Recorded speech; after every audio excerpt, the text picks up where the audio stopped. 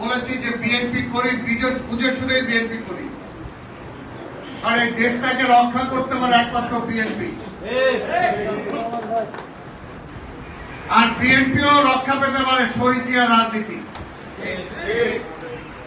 শহীদ জিয়া কি ছিলেন, শহীদ জিয়া কি করেছিলেন, চাঁদাবাজদেরকে জায়গা দিয়েছিলেন কিনা, অন্যায় জুলুমকারীদেরকে জায়গা দিয়েছিলেন।